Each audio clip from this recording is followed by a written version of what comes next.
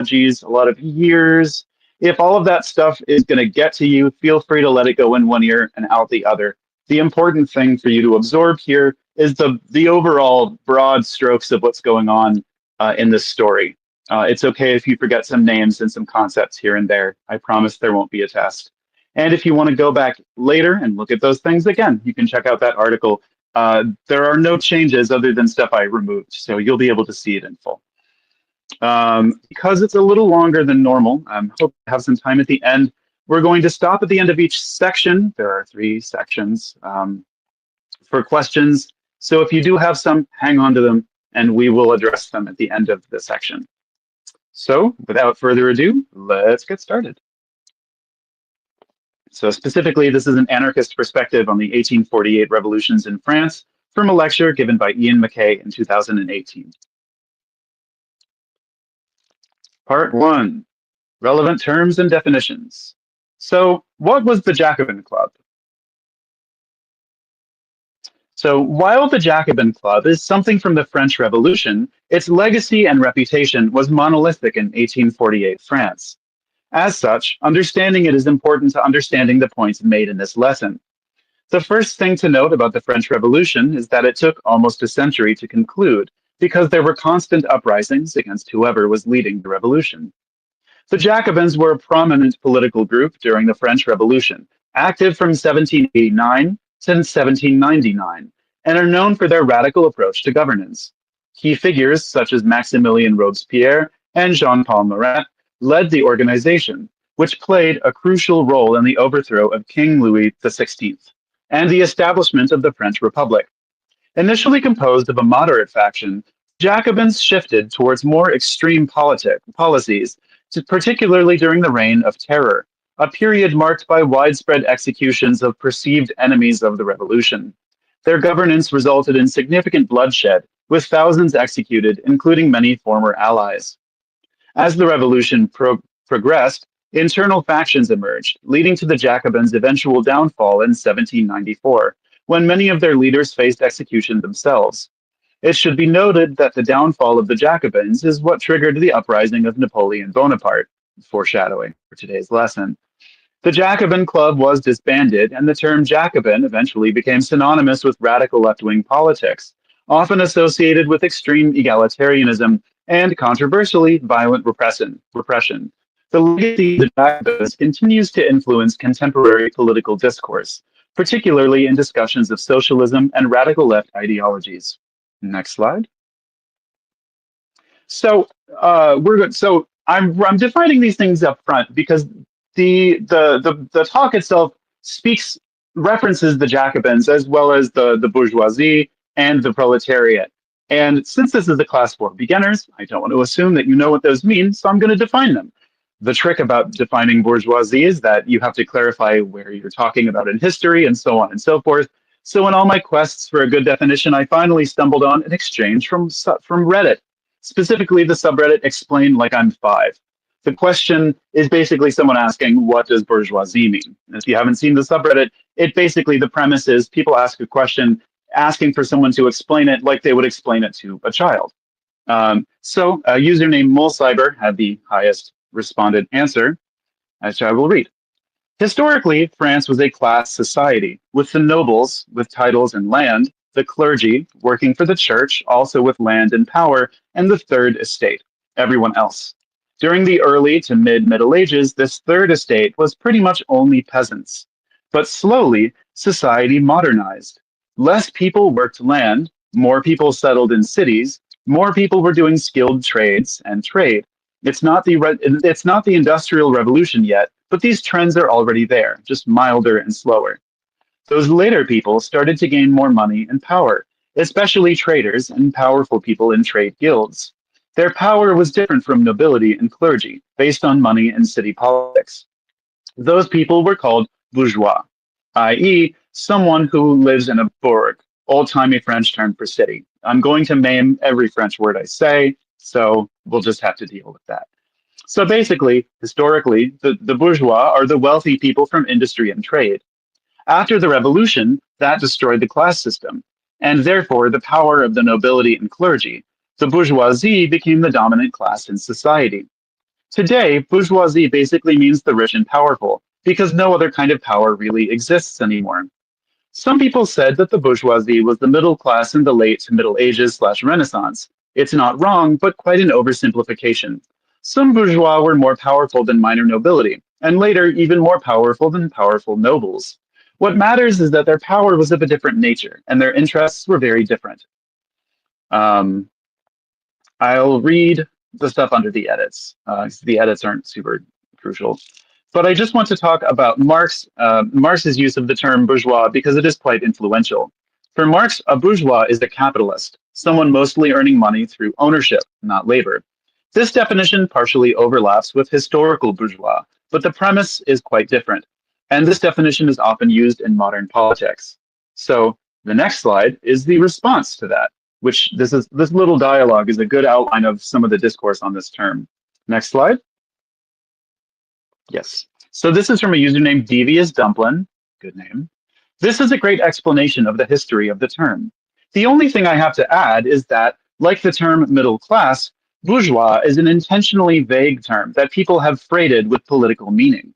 In the same way that everyone wants to classify themselves as middle class, no one wants to identify themselves as bourgeois. Bourgeois is basically just used as a smear word to refer to someone or something people find pretentious or snobby, largely to Marx popularizing the term. Historically, basically anyone or anything has been classified as bourgeois by someone somewhere at some time. At the time of the Cultural Revolution in China, owning pets was declared bourgeois, and people were executed for it. Having a particular haircut or shoes could be considered bourgeois in certain circumstances. During the Cambodian genocide, wearing glasses was considered bourgeois. Bourgeois is a term that can mean someone who is literally wealthy or someone who merely adopts the culture or customs of another country that is deemed bourgeois. For instance, in the Soviet Union, wearing blue jeans was considered bourgeois. My point is that bourgeois is a term that is so vague that its main purpose is to other someone, and it has been used that way for over a century. The final response in this exchange is the only thing I have to add is that, like the term middle class, bourgeois, oh, they were quoting them, totally agree. That's why I didn't get into that. Ha ha ha. But here is a list of what bourgeois can mean in modern politics. Rich middle class, people earning a lot, but mostly through salary. Capitalist, people mostly gaining money from ownership. Conservative, at least here in France.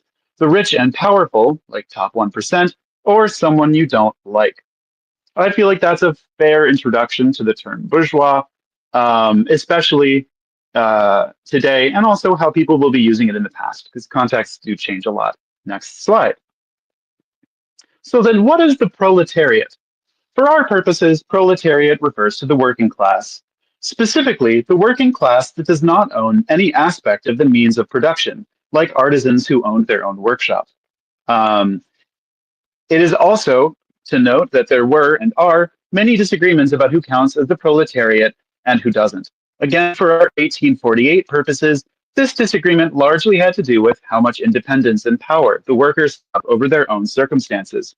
For example, at some point in this, someone discusses that it doesn't count as proletariat if you're an artisan who owns their own tools and owns their own workshop. But you do count as proletariat if you own your own tools but work in someone else's workshop. Which I can see the logic there, but just to clarify, there's a lot of discourse on these things. I'm sure somebody here today has their own opinion about what that means, and I'm sure that we can discuss that later or in our own time. You can never get the entire definition of something. It's all discourse. Next slide. So just reiterating, I removed some sections about this to shorten it. You can check out the link in the chat. The sections I removed dwell on perspectives on and from Marx and Bakunin. Not Bakunin, Kropotkin. That's a typo.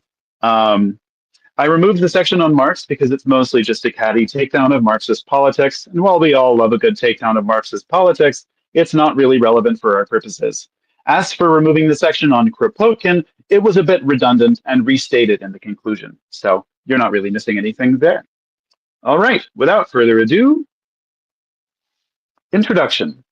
1848 was a year of revolutions. On the 12th of January, 1848, Palermo rebelled against Ferdinand of Naples.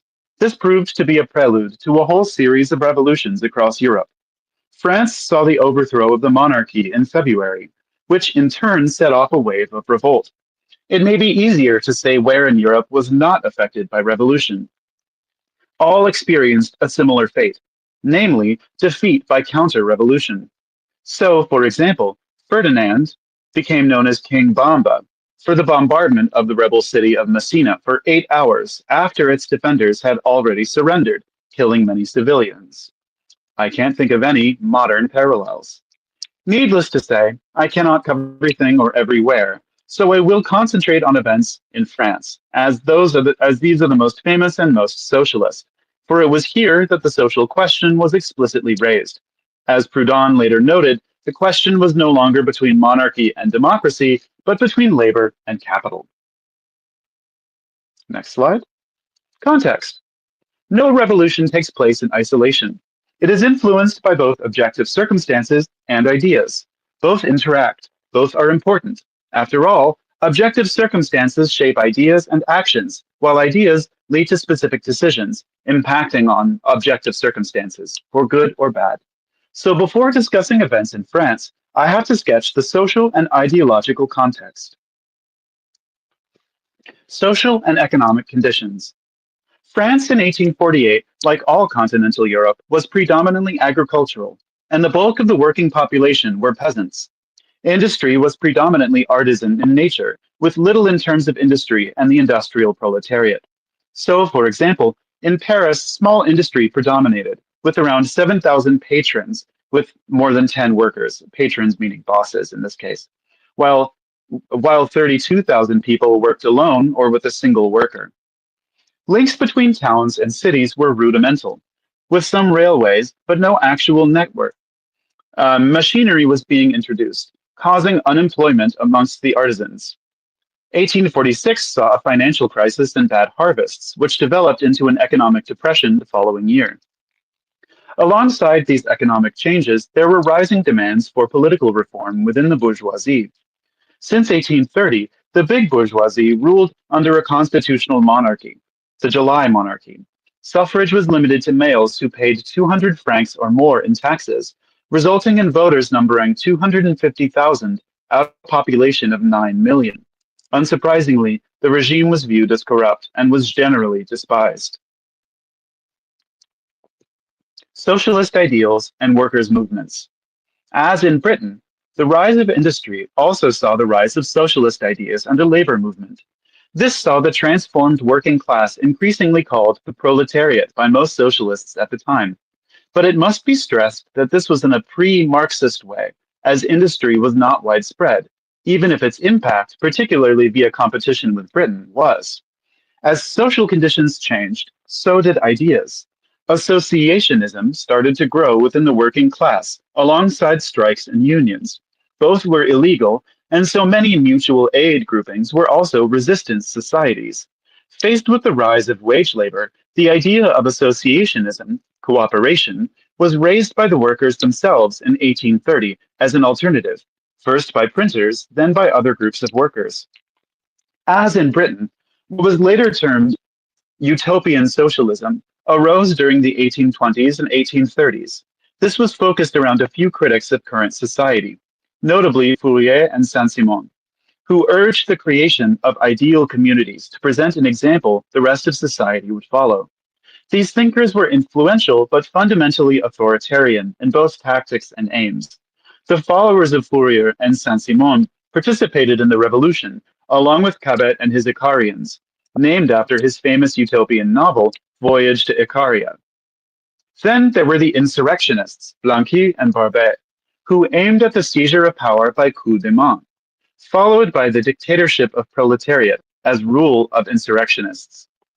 The most influential at the time were the Jacobin socialists, which combined French republicanism with a program of state aid to workers' associations.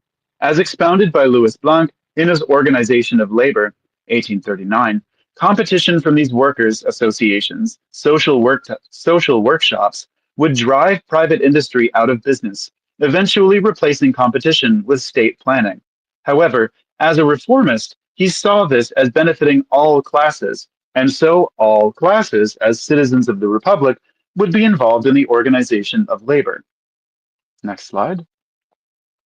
Finally, there was mutualist anarchism, as advocated by Pierre-Joseph Proudhon. He picked up the term mutualist while staying in Lyon in the early 1840s. Unlike the other socialist thinkers, he was working class, forced to leave school to become a printer by trade. Proudhon is essentially a critic of the current system, with alternatives sketched in passing in such works as What is Property and System of Economic Contradictions. He opposed both capitalism and what he termed community, namely the visions of the utopian socialists. Instead, he advocated universal association, a form of market socialism based on workers' control of production. Likewise, he opposed Blank's ideas as well as what passed at the time for communism. Rightly so, as Kropotkin later said. In spite of the invoking the term revolution all the time, he was fundamentally a reformist and saw the organization of credit as the means to the organization of labor, i.e., a federated system of workers, producers, credit, and consumer cooperatives. So by 1848, there were both a workers' movement and socialist ideas, authoritarian and libertarian, revolutionary and reformist. This meant that any revolution would inevitably bring these aspirations into conflict with existing systems. This was expressed during 1848 between the Republic and what radicals called the Social and Democratic Republic, between a political bourgeois revolution and a social revolution. Next slide. So before we move on into this part, I want to pause very briefly to see if anybody has any questions about this part one, full of definitions and contexts, before we move on.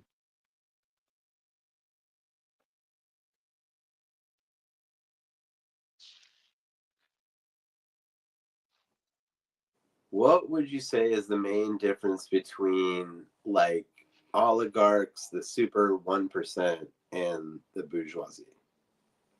That's a good question. And to be honest, I'm not sure how to answer it.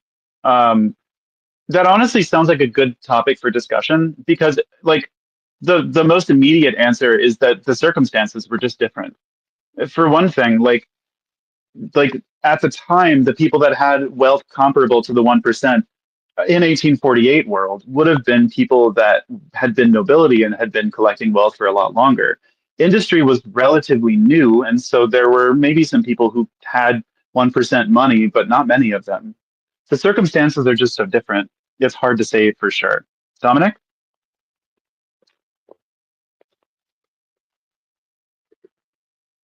No.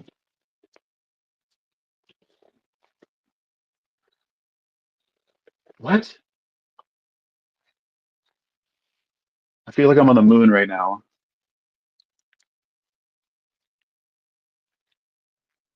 So you're saying that every 1%er is bourgeoisie, but not every bourgeoisie is a 1%er? Oh, yes. Yeah, okay, great. It's like Shelby. I don't know anyone named Shelby. I Okay. could get behind that, but I was definitely reading an article recently that was talking about the difference between what spurred capitalism versus why feudalism didn't give rise to capitalism earlier. And Well, that's a really good topic that I think we should save for the discussion at the end. I want to mainly focus on factual questions here. Right. That is important. I'm not shutting you down because it's not important, but we have a lot to get through. So put a pin in that, and let's absolutely talk about that because I forgot to mention this. I didn't have time to write forum questions. So literally things like this that come up organically should be held on to discuss later because it'll save me work to do. So if everybody else is good, let's proceed with part two. But thank you for that question, Andrew. So obviously, I cannot cover everything which happened in France in 1848 and after, so by necessity, I will concentrate on key events. In the months preceding the February Revolution, moderate liberals organized banquets to call for an extension of the suffrage in order to get around the 1835 Act prohibiting public assemblies. On the 21st of February, a political banquet in Paris was outlawed by the French government, and the following day saw protests, marches, and barricades. Troops were mobilized and fighting breaks out. On the 23rd of February, troops open fire on a march and kill 52 people. Then, on the 24th of February, Paris sees more barricades built and crowds converging on the royal palace from all directions. The king reviews the National Guard, a bourgeois militia, who mock him and call for his abdication. Recognizing the obvious and seeing he cannot rely on the armed forces, the king abdicates. A crowd invades the parliament chamber, and a provisional government is created by acclamation. Popular pressure ensures that a republic is proclaimed, and that two well-known socialists, Louis Blanc and Albert, are included in the new government, although as secretaries and not ministers. So begins the Second Republic. The next day, the 25th of February, saw a march demanding, amongst other things, the replacing of the tricolor flag with the red flag as the emblem of France. Now, here there was a quote from Proudhon about it, but we don't have time. Alphonse de Lamartine, Minister of Foreign Affairs, but effectively chair of the government, successfully argues against this in front of the crowd. A petition, this is the very funny part, a petition for the organization of labor is presented later that day to the provisional government when, at 12:30, a worker enters the council chamber, petition and gun in hand, and simply says, "Organization of labor," within the hour, before gesturing to the crowd outside. Louis Blanc quickly writes the right to work degree, a triggering term for anyone in the United States. The provisional government of the French Republic undertakes to guarantee the existence of the workers by labor. It undertakes to guarantee work for every citizen. It recognizes that workers must associate with each other in order to enjoy the benefit of their labor. The worker replies that there is now 3 months of misery at the disposal of the Republic.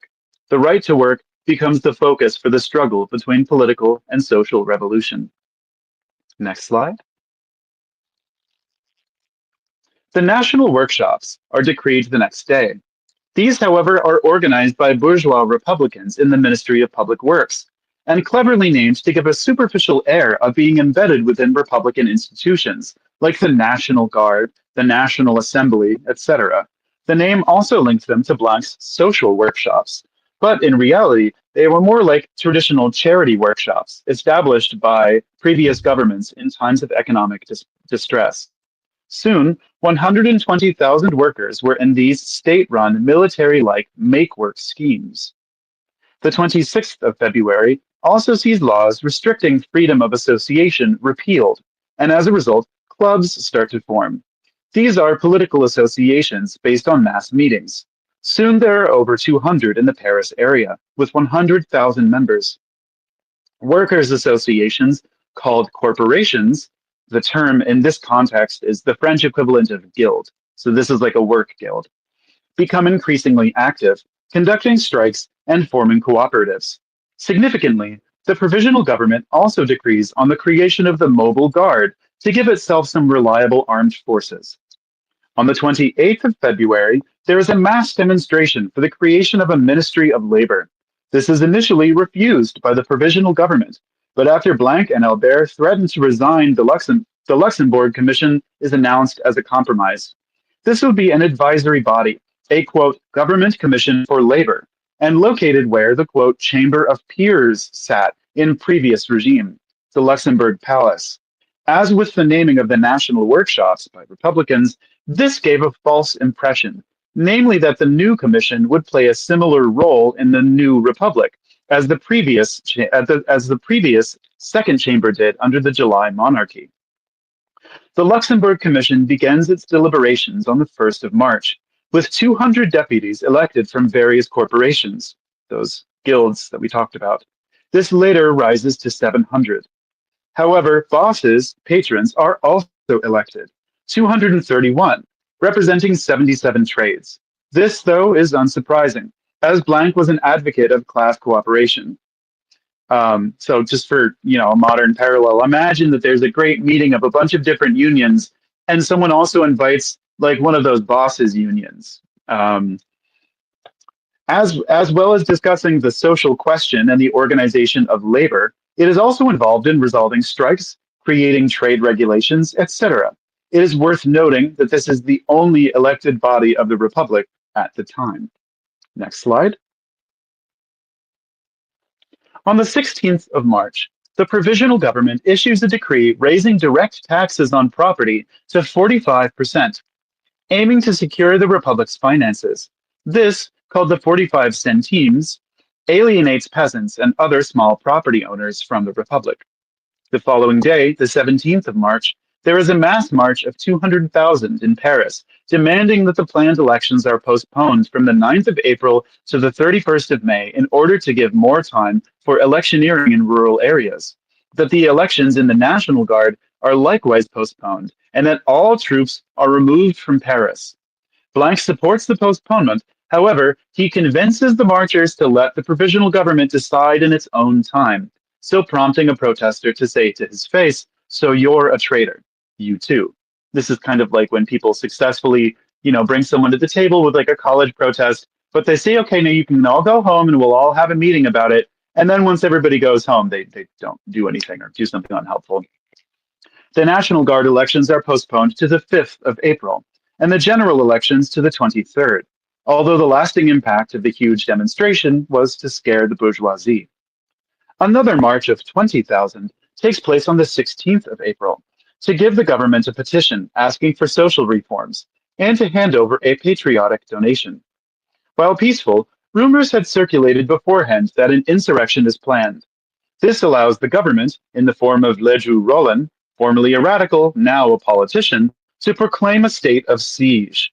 The marchers face some 50,000 armed National Guards who take the opportunity to intimidate them, and so the wider population, while the petition is received by the deputy mayor of Paris rather than the provisional government. The march is used as an excuse to bring troops to Paris.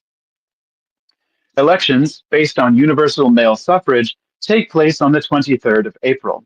Oh, and just in case someone doesn't know, suffrage refers to the right to vote. So male suffrage means universal male suffrage would mean all of the men in the country get to vote. With the peasantry making up 84% of the new electorate. The election results in a majority conservative assembly, with less than 10% of deputies radicals. A new conservative government is formed on the 4th of May. It and its supporters are called the Party of Order. With the elections over, a club membership starts to fall, as these were primarily political forums. On the 15th of May, another march of around 10 to 20,000 people demand that Russia and Prussia recognize Polish independence, and for France to declare war on them if they do not, as well as establishing a Ministry of Labor and Progress, a policy of Louis Blanc, which had been rejected 5 days previously. When a delegation of 25 are allowed to enter the chamber, the crowd rushes in when the doors are opened. Then comes a call for seizing the Paris town hall, although this abortive and confused insurrection is quickly stopped by arrests. The assembly passes various repressive laws as a result of the invasion of the chamber, including against the clubs, which are no longer allowed to use public buildings, and the Luxembourg Commission is disbanded. The latter, however, continues in reduced form independently of the state. On the 26th of May, Emile Thomas, the direction of the national workshops, is arrested and, quote, reassigned to another city due to his opposition to government plans for them. Then, on the 23rd of June, the government announces their closure, and the following day sees over 1,000 barricades start to be raised across Paris. The revolt itself is spontaneous, with little to no coordination between the barricades. Troops are called out, and fighting begins. General Cavaignac declared dictator of the state of siege and uses 40,000 troops, army, mobile guard, National Guard, against the insurgents, resulting in 4,000 to 5,000 dead during the fighting and around 3,000 shot after surrender. Over 11,000 are arrested, with 4,000 deported to Algeria, which is where I'll mention this lecture does not discuss at all the role that colonialism plays in all of this, which doesn't mean that it didn't play it. It just means that this particular historian didn't think to mention it, which is quite frustrating. But come see, come stop. The revolt and its barbaric suppression became known as the June Days. The state of siege under Cavaignac lasts until the 29th of October. A new constitution is passed on the 4th of November, which saw the creation of a single permanent assembly of 750 members, which would elect members of a Council of State to serve for 6 years. The executive power is delegated to the president, who is to be elected for a single 4-year term by direct universal male suffrage. The president would choose ministers, with both being responsible to the assembly. What could go wrong? On the 10th of December, Louis Napoleon Bonaparte, the nephew of former Emperor Napoleon, was elected overwhelmingly. Lightning cracking sound. Next slide.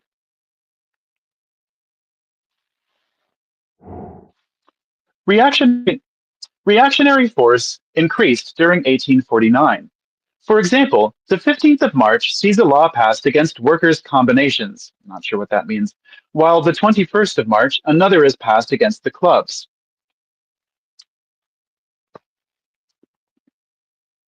I think there's just a lag. Oh, no, you're right. I'm so sorry. I hope no one got lost. One more slide.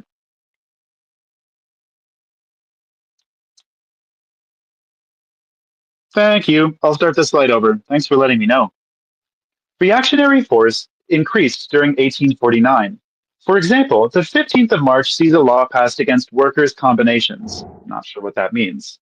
Oh, Daniel says workers' combinations is about workers' rights to form unions and other associated organizations. Thanks, Daniel. While on the 21st of March, another is passed against the clubs.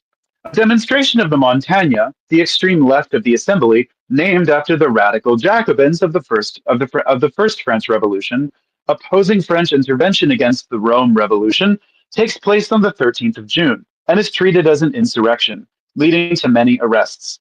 The Democratic Socialist press is muzzled. The 27th of November sees a law against strikes enacted. The unexpected success of the Democratic Socialists in elections is soon followed by the National Assembly voting on the 31st of May, 1850, to restrict the vote, disenfranchising 3.5 million working-class voters. The leader of the Party of Order, Adolf Thiers, calls these the vile multitude. Time is a flat circle. Towards the end of 1851, Bonaparte, with his term nearing an end, desires a second term as well as more expenses. Lacking enough support in the National Assembly to amend the Constitution, he organizes a coup on the 2nd of December, 1851. I'm sure you can't think of anything similar that happened recently. The same day as the coronation of his uncle as emperor in 1804. Using the excuse that he was defending universal male suffrage that the assembly had restricted, over 70 leading politicians were arrested. The coup mostly meets with indifference, if not support, but some barricades were raised in the streets, and crowds clashed with troops and police in Paris and in the provinces. There was widespread peasant revolts in the southeastern France, resulting in several hundred demonstrators killed and 27,000 arrested. I know there are a lot of typos. None of them are mine. I just didn't have time to fix all of them. Bonaparte outlines a new constitution based on the restoration of manhood suffrage, but with increased presidential powers, as well as sharply reduced assembly powers and an increased presidential term of 10 years. While ratified by a plebiscite on the 21st of December, this was not enough for his ambitions. And after another plebiscite on the 21st of November, 1852, not sure why it's formatted that way, which saw 97% in favor with 250,000 against and 2 million abstentions, Louis Napoleon declares himself Napoleon III, Emperor of the French, on the 2nd of December, 1852. So ended the Second Republic, replaced by the Second Empire in just over 4 years. Here again, a space for questions. We've just gone through a lot, so now is the time to work out any confusing parts.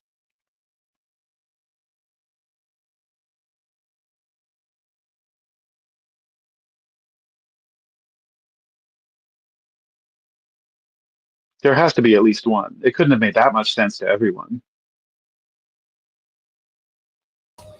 People were going wild, and then there's a bunch of coups based off Right. false pretenses. I mean, seen this before. Yep. Right. No, the way that Ian McKay manages to summarize this down to key events, I'm sure leaves context out, but the narrative that's formed by this string of events is so relatable that it's kind of frightening, to be honest. I think it's just so fascinating how quickly things spiral out of control. I mean, you can see parallels between this and other aspects of leftist history all throughout this entire thing. Um, and actually, the rest of this paper is going to be discussing particularly that what went wrong and what did socialists of the time think. It's really important to understand that three very important socialists were active in these revolutions, Bakunin and other people too. But for our purposes, Karl Marx, Mikhail Bakunin, and Pierre Proudhon all cut their teeth during these revolutions. Although Proudhon was already pretty active, Proudhon was kind of the grandfather socialist for a lot of these people at the time. At least he was one of the more prominent people active.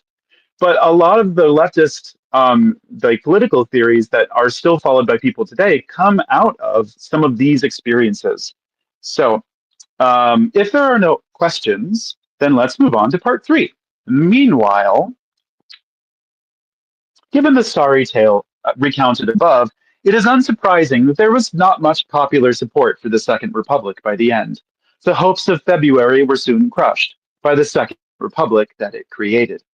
The revolutions of 1848 were notable for the numbers of socialist thinkers active within it, some as significant participants. Here I will concentrate on two whose movements still exist, Pierre-Joseph Proudhon and Karl Marx, whose section I cut out, not out of pettiness, but because it was too long and kind of unhelpful. I will cover their roles in the revolutions of 1848, what they argued at the time, and draw out lessons.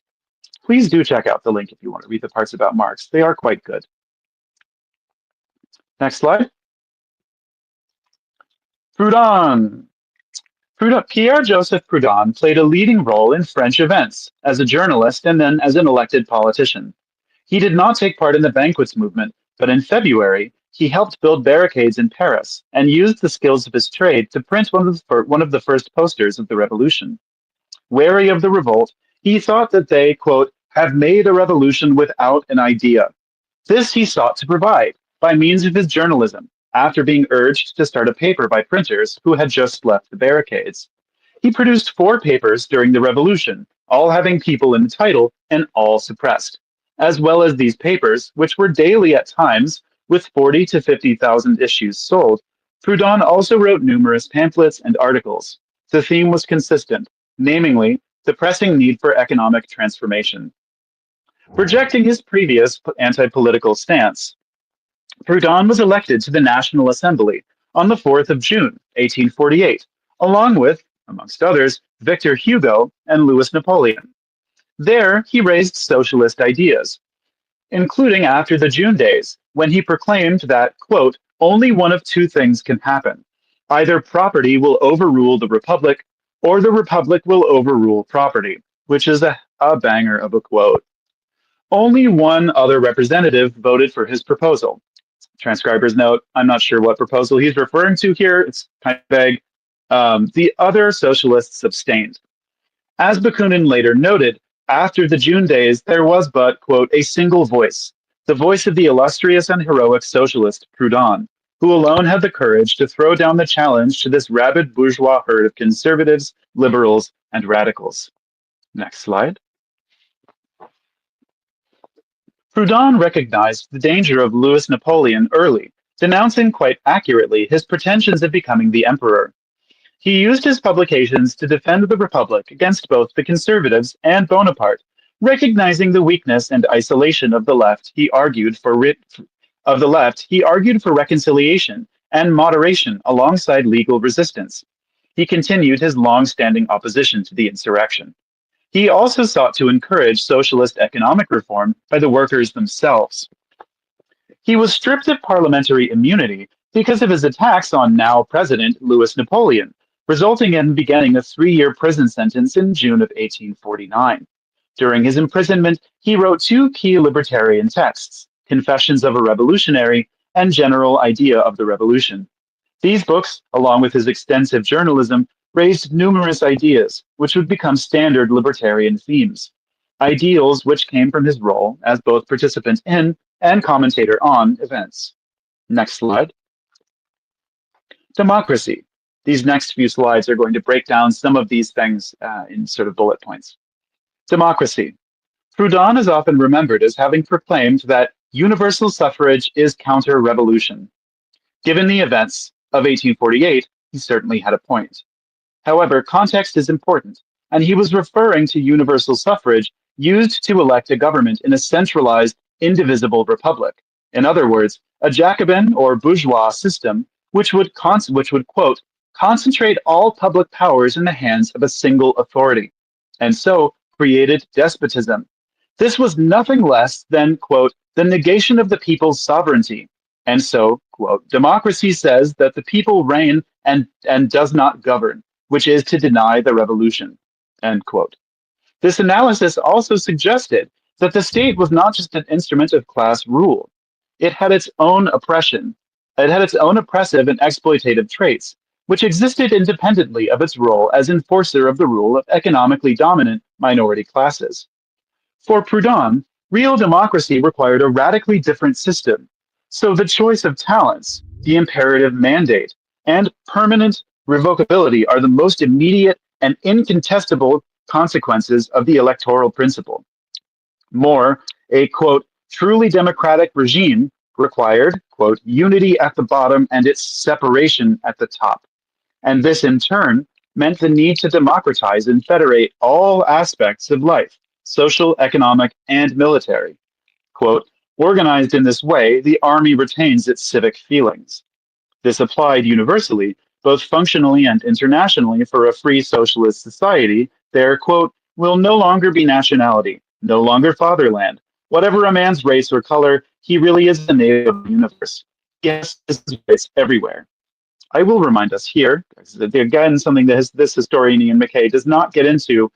Proudhon was virulently anti-Semitic and pretty sexist also. So very contradictory as a person.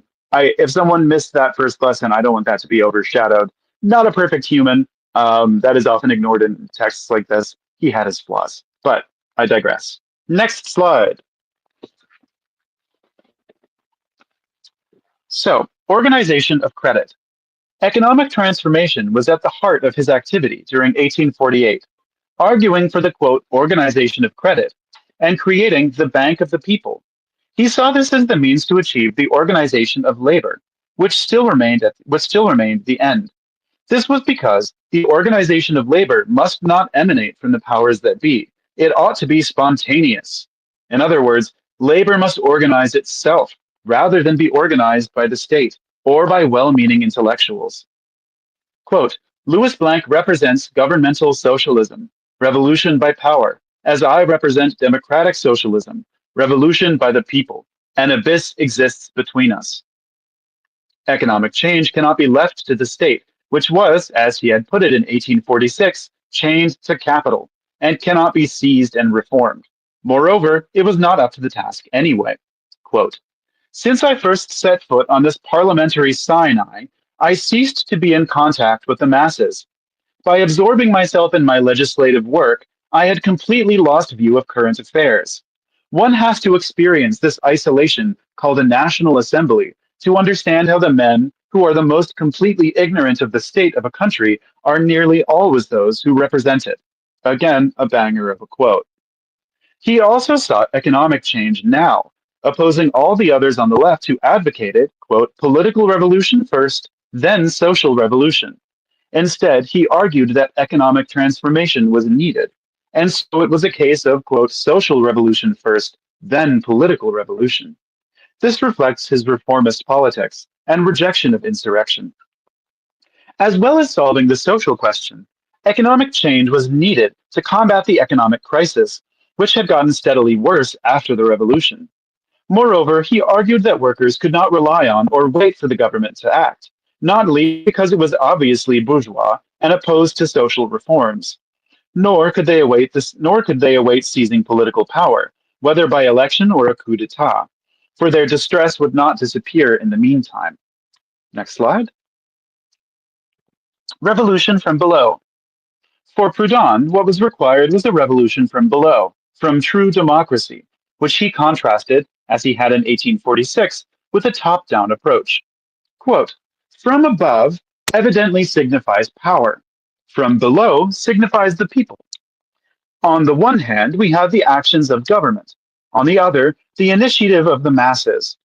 Revolution on the initiative of the masses is a revolution by the concerted action of the citizens, by the experience of the workers, by the progress and diffusion of enlightenment, revolution by the means of liberty.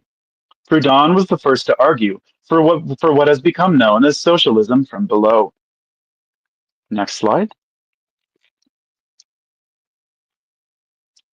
Looking to the future.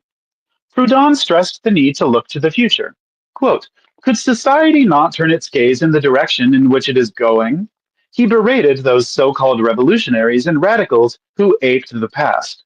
Quote, what is this queer preoccupation which, in time of revolution, bedazzles the most steadfast minds, and, when their burning aspirations carry them forward into the future, has them constantly harking back the past?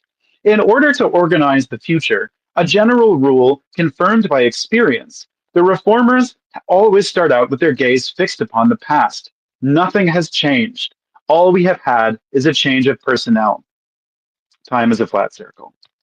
In this, he was repeating what he had argued in 1846's System of Economic Contradictions, where he had attacked those utopians who created visions of a perfect society rather than analyze the society around them and identify those developments and tendencies which point beyond capitalism. Next slide, please. That a new society be founded in the heart of the old society. Like all anarchists, Proudhon was not naive enough to believe that socialism could be achieved overnight. Rather than postulate ideal visions against the grim reality of capitalism, he advocated organs of dual power as a means to challenge both state and capital. As he put it in 1848, quote, I propose a body representative of the proletariat be formed in Paris, imperium in imperio, a state within a state, in opposition to the bourgeoisie's representation. A new society be founded in the heart of the old society. A labor charter be written into the agenda forthwith. Groundwork for Republican government be laid down, and special powers be delegated to the workers' representatives. This reflected his 1846 call that an agricultural and industrial combination must be found by means of which power, today the ruler of society, shall become its slave. Looking back from 1849, he reiterated that the, quote, organization of popular societies was the pivot of democracy, the cornerstone of Republican order. It would have been necessary to rip the nails and teeth off state power and hand over the government's public force to the citizens, to prevent the government from taking steps against liberty. This required assemblies, popular societies, public meeting rooms, colleges, academies, congresses, electoral committees, etc.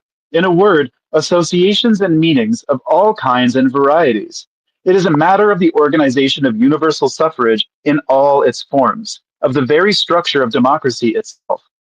This was because change had to come from below, from the masses. Quote, all revolutions have been carried through by the spontaneous action of the people. If occasionally governments have responded to the initiative of the people, it was only because they were forced to do so. Almost always, they blocked, repressed, and struck. Next slide. He recognized that workers had to free themselves, for, quote, the government can do nothing for you, but you can do everything for yourselves, end quote. Given the nature of the state and its role as guardian of property, there was no alternative. Likewise, Proudhon argued that key industries should be handed to workers' associations to run rather than to capitalists or their state. These, combined with associations created by workers themselves, would be examples of what was possible. Yet, while sympathetic to the workers in the Luxembourg Commission, and sharing a desire for association to replace wage labor, he was opposed to its ideas for many reasons. First, the Commission was top-down, with the initiative resting with the state and its experts.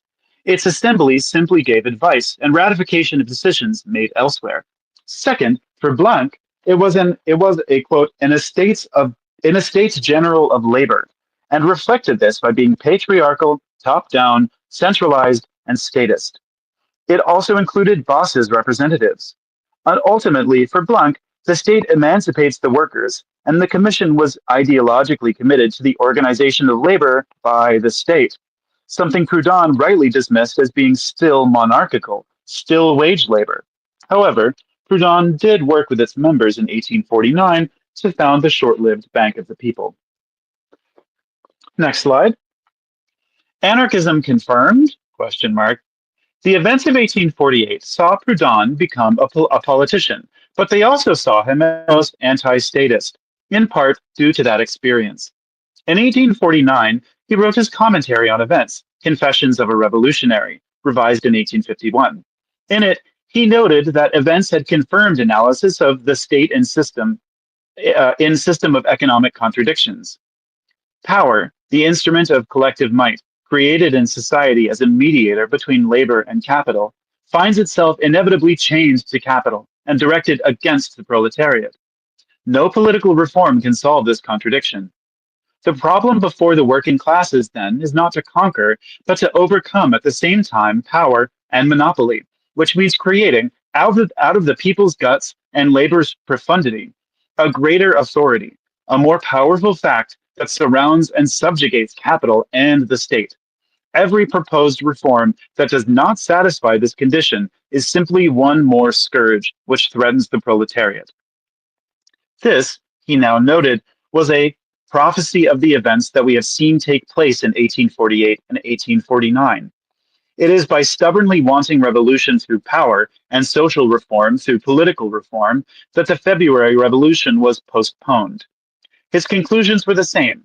Anti-statism was reaffirmed. Quote, "The idea of a sovereign power is none other than the very principle of despotism. It is the hierarchical concentration of all the political and social faculties in one and indivisible function, which is the government." However, he also reiterated that anarchism is not just anti-state. So while, quote, "the idea of a sovereign power is none other than the very principle of despotism, it is the hierarchical concentration of all the political and social faculties in one and indivisible function." He also stressed that I deny all kinds of proprietary domain. I deny it because I believe in an order wherein the instruments of labor will cease to be appropriated and instead become shared. Anti-capitalism was reaffirmed. And so, quote, "under universal association, ownership of the land and of the instruments of labor is social ownership, handed over to democratically organized workers' associations, woven into the common cloth of the democratic and social republic." The common theme was an anti-hierarchical perspective, for the revolution in 1830 and 1848 struck authority. Authority is church, state, and capital. Thus, as he summarized in 1851, socialism is the extinction of poverty, the abolition of capital and wage labor, the transformation of property, governmental decentralization, the organization of universal suffrage, the effective and direct sovereignty of workers, the balance of economic forces, the substitution of the contractual regime for the legal regime. Next slide. Here we depart our discussion of Proudhon to talk about other people. Libertarian lessons learned. This talk was subtitled in anarchist perspective, in the original paper, that is, and it would be remiss of me not to discuss what lessons were learned by libertarians from it. As I cannot cover all anarchists, I will focus on Bakunin, who we've learned about, and Kropotkin, who we have not yet learned about. First, it must be restated that Proudhon was a reformist, while modern anarchism is revolutionary. However, the latter was built upon the foundations laid by Proudhon's analysis of capitalism and the state, as well as his experiences and conclusions from 1848. These can be grouped into two main ones: that economic transformation is the key to a successful revolution, and Jacobin memories are unreliable and no guides to social transformation. Second, as Marx's underdeveloped comments on partism suggested, which I've cut out, anarchist opposition to the state is sensible, for it represents a power in and of itself, regardless of its current role as defender of the bourgeois. Creating a new, even more centralized structure would not be wise. A new form of social organization is needed when capitalism ends. Next, please. Bakunin. Michael Bakunin actually took part in the 1848 revolution and was on numerous barricades in numerous states. However, he did so as a democratic federalist pan-Slavist, rather as an anarchist. Yet he was aware of Proudhon's work and recognized the need for popular social demands for any Slav revolt to succeed. Quote, with the landlord's program, he will not rouse a single peasant. Captured after the defeat of the revolution, he was condemned to death by the government of Saxony, which we talked about last time. This was commuted to life imprisonment to allow extradition to Austria, and then to Russia, May 1851. There, he was entombed in the Peter and Paul fortress for 3 years, then the castle of Schlisselburg for another 4. His conditions were horrific, being in solitary confinement and chained to a wall for part of it. He also suffered from scurvy, and his teeth fell out. He was finally exiled to Siberia before escaping Tsarist Russia in 1861. Yikes. It was in exile during the 1860s that he became a revolutionary anarchist, joining the First International in the latter part of that decade. During this period, he summarized what he considered necessary for a successful revolution. From his experiences of street fighting in the revolutions of 1848, he saw the need for a federation of standing barricades, and a revolutionary communal council will operate on the basis of 1 or 2 delegates from each barricade, invested with binding mandates and accountable and revocable at all times. Also, mere political change was not enough, and so there had to be the expropriation of capital, and so workers' associations would then take possession of all of the tools of production, as well as all buildings and capital. Seeing how fear of a radical Paris was used to rouse rural fears against the revolution, he rejected the predominant position of Paris, which marked so much of French revolutionary politics. Instead, he argued the need for, quote, a declaration by the capital city, rebellious and organized as a commune, to the effect that it therefore renounces the right or rather any claim to govern the provinces. This would be a first step towards the federation needed to defend the revolt.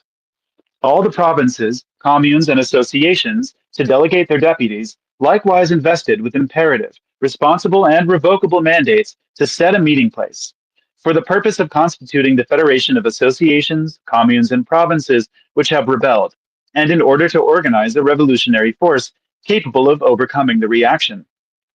Bakunin also recognized that the need for pre-organization, for spontaneity was not enough.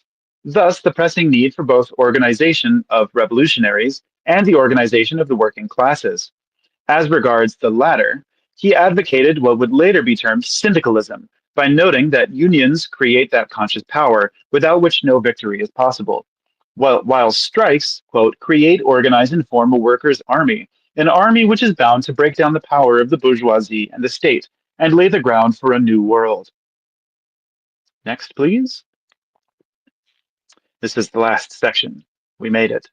Well, not the last slide, though. Conclusions.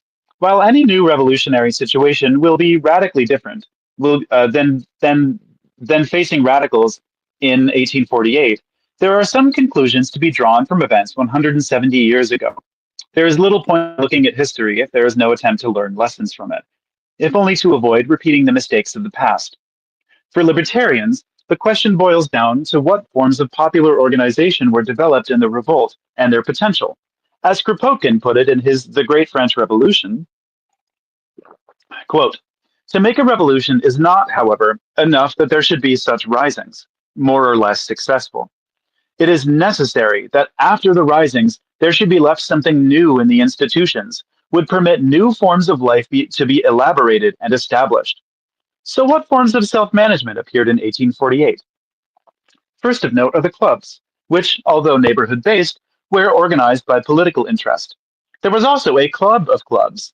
These were, however, potentially a form of community self-organization, with Proudhon suggesting as early as the 28th of April, 1848, that these be a popular forum discussing the issues facing the revolution and practical measures on how to solve them, along with the social question.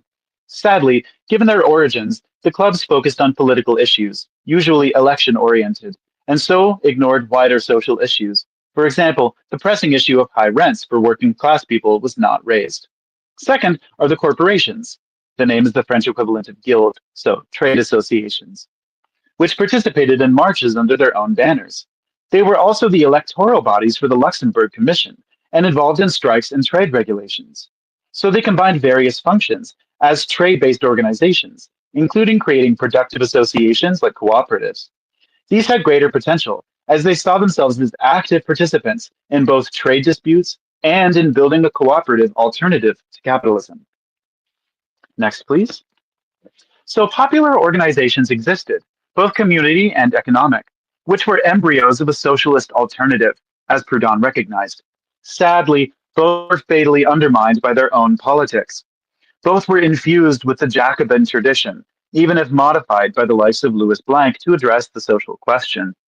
Few recognized that, to quote Kropotkin from Modern Science and Anarchy, that, quote, the Jacobin Club was the bulwark of the bourgeoisie coming to power against the egalitarian tendencies of the people. The Jacobin state had been designed from the viewpoint of the bourgeoisie, in direct opposition to the people.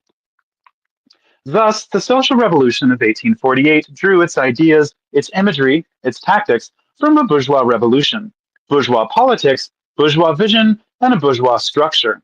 They aimed at the one and indivisible republic, and so strengthening the bourgeois state, and pushed the focus of activity to the center, to politicians. They proclaimed the need for universal suffrage within this republic, so enchaining the militant minority to the many.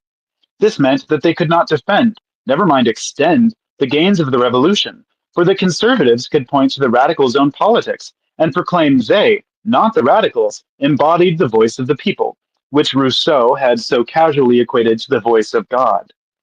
Likewise, the radicals viewed the bourgeois state as the means of achieving the organization of labor, so resulting in an expectation that change was top down, that the initiative was from above, not below. Then there was the notion that political reform came first, then social reform. This not only did nothing to help the economic crisis, it did not undermine capitalist economic power, and simply ensured that change was postponed until a majority across the nation elected the right government. In other words, indefinitely. Next. And this is the last slide. Few then recognized that a working class revolution needed new visions, new politics, new structures based on our class organizations.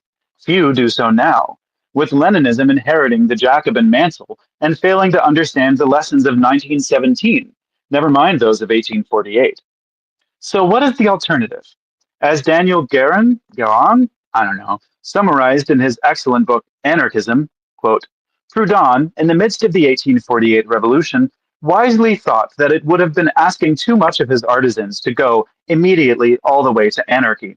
In default of this maximum program, he sketched out a minimum libertarian program, progressive reduction in the power of the state, parallel development of the power of the people from below through what he called clubs, and which the man of the 20th century would call councils.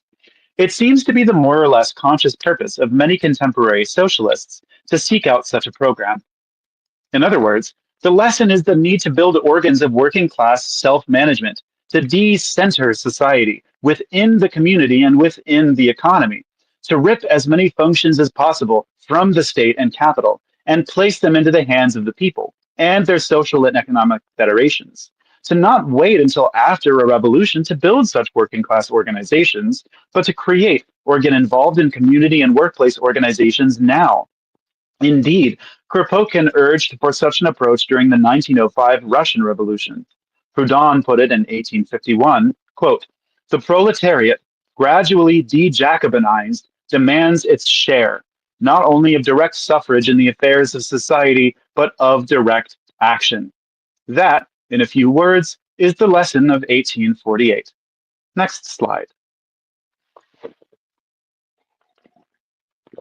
So, before we talk about plugging your Puggables, incredible pun, let's discuss things. I know we don't have much time because that was a lot longer than it normally should be, but there's obviously a lot to discuss.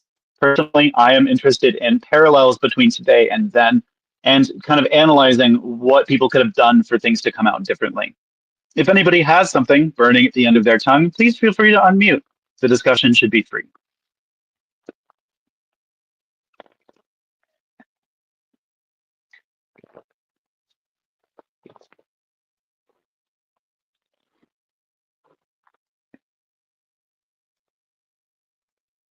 Yes. Yeah. So my view on the whole split between bourgeois and oligarchs is that oligarchy is more of a judgment of generalized power. So you can I could imagine you could be an oligarch without being a capitalist if you were like a head of state or something that who had been like who corruptly had accumulated a lot of power, or maybe even not corruptly, like if they're like a constitutional dictator or something. I think that maybe you could say that's an oligarch who's not a capitalist. But I think I do agree with the previous statement that, every capitalist, I mean, I guess not every capitalist is an oligarch, right? Like there are lots of capitalists that, aren't really that powerful, who own like a fucking used car a lot or some shit. So I guess one of the really big differences between nobility and bourgeois, I think that's really relevant here, and a similarity between oligarchy and bourgeois, is that like nobility was something that didn't involve inherent wealth. To be noble, you could have no money in your pocket and still consider yourself of a better breed than most people because you just had something inherent about you that was in your blood. So you have families that don't really have much property or much standing at all that still have a higher place in society because they're counted as noble. Whereas with bourgeois, if you lose all your money, you lose all your power. Although you could probably make an argument against that too, that, if you know the right people, you know the right people, even if you don't have any money.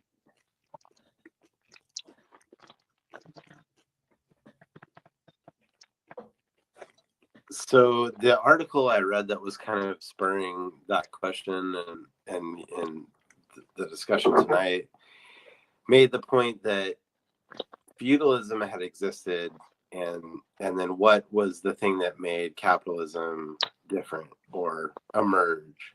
And because the idea was that feudalism always did have a pool of money, like the king had wealth in some degree, he was taking in rent from the peasants, he was taking in goods as well, so they had a pool of money or a pool of resources.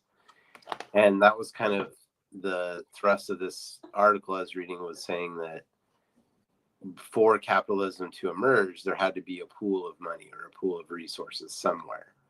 And then they went on to make the point that the main difference between feudalism and the capitalist class was that capitalism used the pool of money to make profits, whereas the feudalism and the nobility had mostly used it to bribe people or amass armies, which, take that for what you will. I just thought it was an interesting article,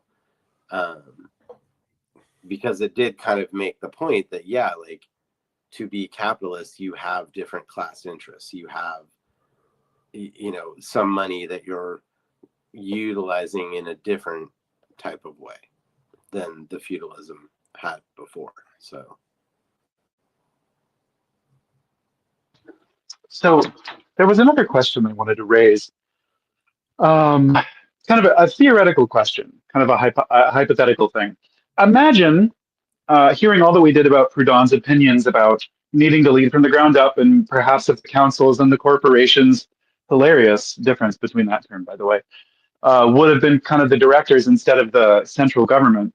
What do you think would have changed about this if Proudhon and all of his influence had been directed more towards not being an elected official and going to, the councils and becoming isolated? But what if he had instead focused on those clubs and the corporations? Do you think anything would have changed? that's the only way anything would have changed. I kind of mentioned that I was like, I didn't know that Proudhon had a praxis, and I guess he did what he could with what he was presented, but the real work has to be going to the people directly and acting as a catalyst to help organize the people together, but also to bring consciousness so that they can perpetuate the struggle on their own. Right. Yeah. It's so interesting to me seeing him like develop all of these things and having these thoughts, but still deciding to become a part of the central government. It's like he's like the naive policeman who's going to change it from the inside or something. It's just such an interesting move historically. Well, it shows that he still kind of lacks the understanding of how hierarchical power structures condition the people that are within them. I think that Right. the fact that he thinks that like this path is viable, or that you want to like create like a state bank or something, like these are both like a demonstration that he's not able to think outside about how to build to prefigure, I guess you should say, to build a dual power or something, which is weird because there's a variety of places where he kind of mentions that it's like that's the necessary program, is like the people building their own like kind of self-sufficient power organically of themselves, but then Right. his praxis involves entirely not doing that. Right. And in Yeah. fact, most of his key suggestions, practical suggestions, involve not doing that, weirdly. It's kind of fascinating. I can't help but see this whole story as like remarkably parallel to the Star Wars prequels, where Louis Napoleon is Emperor Palpatine. And I guess in this context, I guess Trudon would have to be like Mace Windu or something like that. Just, I don't know. That's not really a discussion point. I just can't stop thinking about it. Um, I did think I noticed a really interesting relationship here between. There was a part of the conclusion when he was talking about that it was a bourgeois revolution, creating a bourgeois state, um, and it was kind of the revolution was of the bourgeois against the people, which instantly made me think of the way that the American Revolution is described in the People's History of the United States as being a lateral move from the European nobility to the American, I guess using these terms, to the American kind of bourgeois and like political elite. Yeah, right. And a lot of people on the bottom didn't really perceive it as much of an improvement because it was like they were still paying stuff and their lives weren't really changing that much.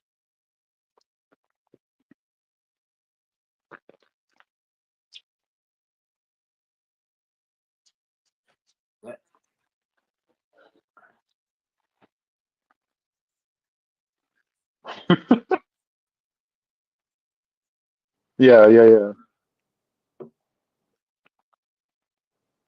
Look, look. I made a choice. I made it. I know it's Louis, but I made a choice not to bother with the other words. And so some very American part of me was like, Louis Napoleon. He calls him Michael Bakunin. Michael that Bakunin, straightened yeah. my spine when I read. But it makes sense. It's weird that It we're calling does, him it does. Mikhail. It's weird we're calling him Mikhail. It's Michael. That's what his name Michaela is. Bakunin. Yeah, Mikhail Bakunin. It's like, yeah, well, fair enough. Cool sounding name, but yeah, so do I. But his name, that's just the Russian Michael is all that is. Yeah, no, Louis Blanc, I think is how that name would be said. But Louis Blanc. Louis Blanc. We're in Oklahoma, thank you very much. Yeah, no, I think Proudhon had a lot of good critiques, but ultimately was not doing the work necessary to bring about the things he was discussing. Yep, indeed. This is just such a good historical parallel to so many things that are going on right now. I mean, when I was working on this and I got to the end of the history where it talks about how Louis Napoleon became the emperor, it was so similar to things right now that I like had to stop and take a break. I like had to go get some water and walk away from my computer. And I know this isn't the only time in history that something like this happens, But I kind of want to hear people's thoughts about like what comparisons and differences do you draw between then and now, in Oh, terms of things we can learn from. I mean, Napoleon was in every way a much more reasonable and dictator or tyrant, you might say. Like his decisions really came out of a series of like strategic necessities about maintaining the revolution afterwards and recognizing how many enemies they had just made geopolitically. Whereas Trump is just a crazed monster. Like he just does whatever comes to mind. He uses performative cruelty to just prove that he's the most powerful person and that he should be always acquiesced to, and everyone should always be concerned they're going to piss off Trump, that he can just punish anybody he pleases. That wasn't really Napoleon. Napoleon had a lot of Yeah. flaws, but he was pretty utilitarian. Like he wasn't like it wasn't about like performative cruelty. He realized he had to conquer a bunch of these nations around him where they were all going to try to sack the revolution. And Right. And then you see all of the sort of regressive restricting of people's rights and kind of locking down of all of the things that led to the revolution in the first place, to kind of secure, as soon as there's a central power that is as ultimate as an emperor, the emperor is going to do what he can to secure that power. And like for example, restricting the power of the assembly and like cutting down on people's ability to meet in public and stuff like that. Yes, those laws. I was reading Rudolph Rocker one time, and he was talking about the era where the unions were being organized despite those laws. And it's interesting now to hear the other context about when those laws were first passed, because I was only reading about the latter part where they were living under the society where there were laws against workers assembling together and shit, where they had like a max number of people that could meet together in public. Well, and even there's that bit about the what the fuck was it called? The Luxembourg Commission, right? Yes, the Luxembourg Commission was disbanded after a bunch of people were like, people complained and the government shut down the Department of Labor. But it clarifies that they kept meeting just without being directly like supported by the government. So like as a response to being defunded, they just decentralized, which is so fascinating. Imagine the Department of Labor just kind of being like, yeah, we're not a department anymore. We're just the labor people. That would never happen here, but it'd be cool if it did. Just thinking about like how people always seem to want like this grand leader like Napoleon, Trump, things like that. Like, what's the thing we can do to like combat that, like returning the power in their minds to them, Right. Well, they kind of talk about that, like the lie of universal suffrage, which is then used to elect a central government that the people don't actually have that much say over. Oh man, voter. If you look at any sort of voter turnout, we're talking about like the mayor gets like 20%, and that's like between the two or three candidates. It's like you're talking about 20% total. So the guy who actually won got like 13%. Well, I'll draw two parallels here. The first one is a bad one, and the second one is a good one. The bad one is that like I feel like that's why people were so drawn to Donald Trump in the first place, was that he saw that people are jaded, they're nihilistic, they don't trust the process, they don't like it, they don't care, they see all these people as outsiders, they don't actually feel supported by the government, all of which are true statements. And he was like, so I'll hit all of those buttons at once to be kind of like the perfect manipulative boyfriend to the country. And the country said, oh my God, I would love to date you. So that's the bad parallel. Right. And the good parallel is like stuff, the stuff kind of like free, the forum, the economic, Daniel, what does it stand for? The Forum for Real Economic Emancipation. Or stuff that Co-op Tulsa does, or like when unions all get together. When people actually get involved in a neighborhood meeting that actually goes well and is organized somewhat spontaneously, the energy that you'll feel when things really start to happen like when you do get a tree planted or you actually do like fund a breakfast program or something, people have this kind of thing that happens to them where like they're not used to being able to make a difference. So that's kind of the good parallel that I draw. Like imagine how people at the time must have felt with these sort of like clubs of like neighborhood associations and like workers kind of trade corporations meeting and getting to actually have some sort of power together. That must have felt really electric at the time. I think part of the reason why people cede power to dictators is because they feel like they don't really have much impact on the system, and that all of Yeah. their means of changing the system are inviolable. So even in the example you gave of a local election, nobody thinks that if they vote in their local election, it's going to make very much difference. And it might Yep. make some difference, but truthfully, they're right. It's really not going to make much difference. Not to talk shit about our new mayor, but he's already gone back on numerous things he said he was going to do, like really important things. And a lot of people are already. He's sucked on many fronts quite already, yes.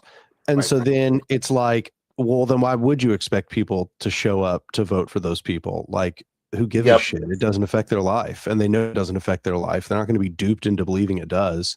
So then obviously they're not going to spend any time worrying about it, and they're not going to spend any time trying to figure out all the ins and outs. They know the whole fucking thing is rotten from the inside, and they'd rather just Well, live their but damn there lives. are real impacts that do occur. Like, I mean, I mean, I would yeah. agree. There are real impacts that do occur, of course, and that's why they're just like, okay, well, what we want to do is make the biggest impact possible. It's a way of diminishing their feeling of distance from the government, and so they essentially want this strong man to go in there and wreck shop. As a way of feeling like they have connection to the process, that they meaningfully have altered the status quo of the government. Like Jesus Weird in the because temple with the hammer like fucking you up all the say- vendors.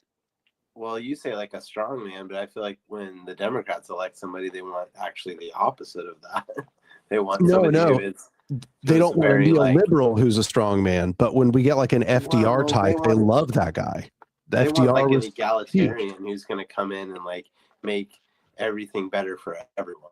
You know, yeah, no, they that- love that shit if it's social democracy. That It'll shit's super also popular. say that FDR also couldn't get through half the shit he promised as well. While also Yeah. like not fixing segregation. So Is someone with wait guys, is someone with a very quiet microphone trying to talk? I don't know. It could just be like feedback on someone else's thing. I don't want to disinclude someone because of an AV setup. I think Andrew's mic has got quiet real suddenly there. Okay, I keep going then. Sorry guys. You can't hear me or no? No, I can hear you now. You're just a little quiet. no, Um, I kind of what I was like. I think that like if FDR had actually given like put through some sort of law through an executive order and forced people to vote on it, it actually got the right to work. That would have given way too much leverage to the workers. I think that he never would have been able to do that just because of the way that, like, how important it was. Like, how I don't think he important wanted it to do was. that. No, I don't think he did either. Because he got a lot of other stuff done that he wanted to. But the original reason FDR came up was I was saying that people absolutely will get enthusiastic about a sort of like leftist strongman social democrat, 100%. Mamdani is another example. Like Mamdani definitely appears to people as being like the sort of guy who's just going to go in there and exert power and get things done, and the things he gets done are super popular. And Mamdani got a bunch of right wingers and shit, a bunch of people who just voted MAGA to vote for Mamdani. So no, social democracy is super popular, and it absolutely does fire people up. That's why Bernie also got such a big coalition. But like, the problem is it's very difficult to achieve. Yeah, I just kind of feel like statistically, it just kind of plays out that like most people don't really care about those things, and so, you know, what can you, I mean, I don't know. Like I've had it. That's what I was bringing up with the whole neighborhood councils thing is I don't think the electoral process is the way. Like that's the whole problem is like people can tell that there's no real change for them in this system. And they don't know, because they haven't been taught, that there's other ways to make systems like that. That the capital P power isn't actually the only way to make a difference, which is another one of the big fundamental stumbling blocks of the 1848 revolution. Is people had that power. They had the corporations and the clubs, but people were just distracted by the election. And as soon as they won, they all left. Just like the protesters left the airport or the college campuses after successfully, holding them and gaining power. As soon as you leave that, your power crumbles instantly. And people believed in the process, so they left. I kind of always had this like theory that like we kind of already live in anarchy in not the sense of like people are cooperating and doing things and progressing, but in the mayhem sense of like everyone's just kind of doing their thing. And if they have a specialty in some way, they're pursuing that.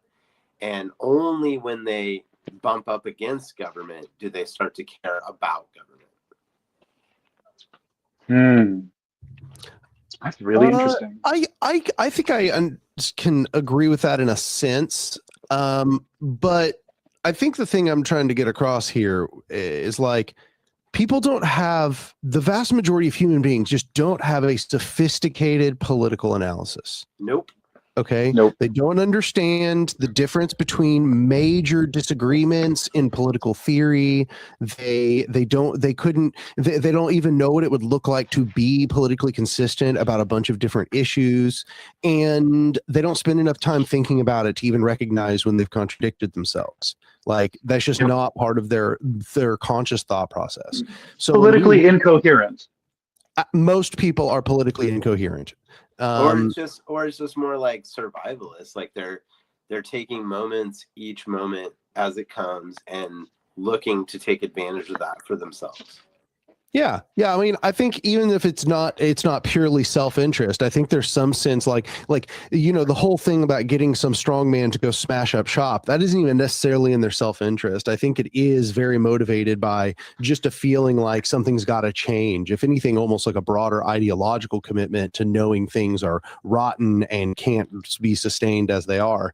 But it leads to a very negative impulse in the process that they don't seem to have very much understanding of what it would look like for it to be good or bad. So like the same coalition of people you might be able to mobilize to go vote for a Donald Trump might be the same coalition of people you could go vote for a radical social democrat, because what they're looking for is somebody who's telling them, no, I'm not the status quo. I'm here to fuck everything up. And if you get behind me, let's do it. And people are like, oh, great. Okay, cool. You want social democracy? You want fascism? Whoever gets it done, that's who I'm voting for. Like, that's the vibe I'm getting from a ton of people. Yeah, the destructive process is also a creative process. Absolutely. The turmoil but itself only if it introduces the process. Yeah. But that's where we can hit on another lesson from today's lesson, though, is that like one of the big points that a lot of the socialist analysis presented in this lecture by Ian MacKay is that like they're saying the destructive process or a revolution or an insurrection can be a creative process, but only when that process is done intentionally and not just to kind of like seize the power that has been created, but to make something new. I think that's the problem with like a lot of revolutions that become these sort of like these like shit shows, is that they're not trying to do anything. They just kind of grab stuff and then more stuff happens. Like, yeah, you have to be interesting to me, like the people that lead those revolutions, like they're on this bleeding edge of like they're kind of wealthy enough to be revolutionary and have contacts. Have contacts with people that are upper class. Well, that's still relevant now. But somehow they can animate the working class people because they associate with that, or they can speak the language of that. But because you're on that bleeding edge, you can easily, be a traitor to that and become a class traitor. Still true. How many like full-time organizers have you met that are like some trust fund kid with a lot of money and time to be able to not have some dead-end job that consumes all of their energy? Oh, it's rife. It's in every industry. And when I was waiting tables, there'd be people that were there to make their cocaine money because daddy paid for everything else. Daddy paid for the car and the rent and their cell phone. And so Oh, all that was God. left for them to do was make money to party. So All right. Well, I'm going to go ahead and put a period on this discussion because it's getting a little late and I don't want to keep people. So pertaining to the slide, let's plug our pluggables. If you've got a thing coming up or a group to promote, go ahead and let us know. I'll start. I've got a website that has all of my creative work and stuff that me and my partner have done. I'll post it in the chat. It's astrophoria.org. We're working on getting a zine project together that we had a grant for last year and that we will not have a grant for this year. That basically is looking for isolated queer creators who don't feel included in the queer community. That puts us together to collaborate on new things and publish some interviews about isolation. So that's my 2 cents. Anybody else? Tulsa Really Really Free Market is this Saturday at Mass Movement.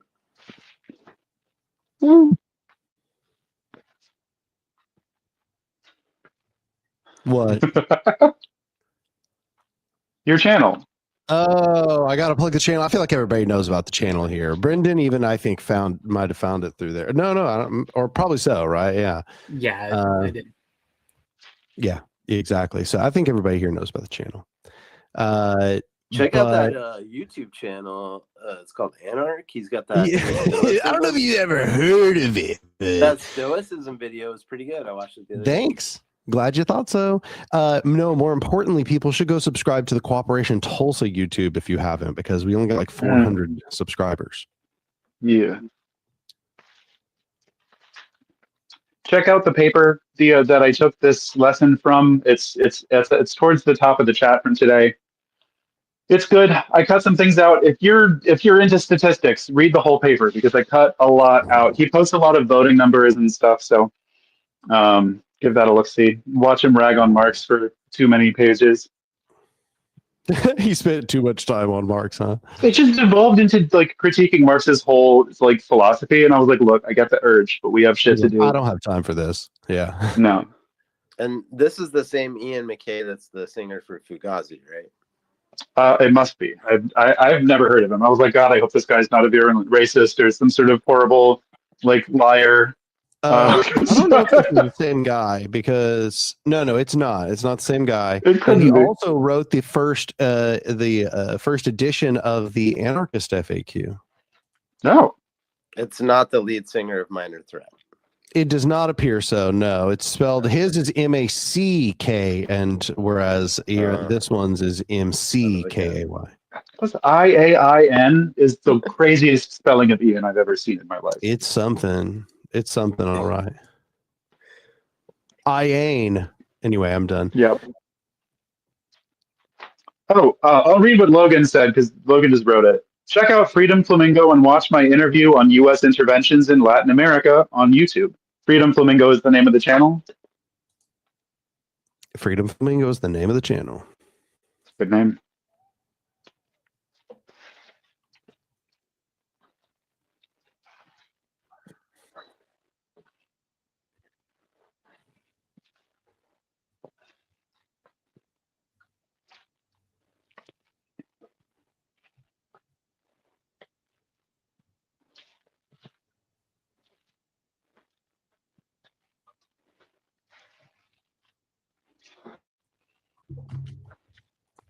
Ooh.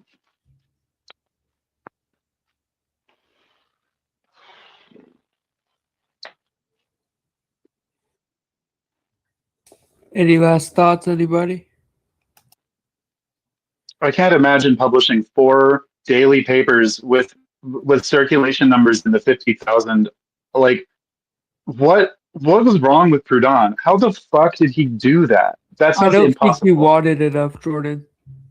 Look, you had to, this is 1840. You had to set the type by hand. He had to have had a staff or something. You can't do that alone. And he did all that just to fail. Imagine how much we actually have to do. Girl, look, I'm going to fucking lose my mind. Hey, that's just how it is. Yeah. All right. Well, thank you everyone for coming. This is a makeup lesson. The actual topic that we are preparing to talk about next time will be about anarcho-syndicalism, continuing our tour of different horizontal philosophies. But this turned out to be a really great idea that I'm glad I thought of. So have a lovely night, and don't elect a new emperor. Farewell. Good night. See ya. Bye-bye.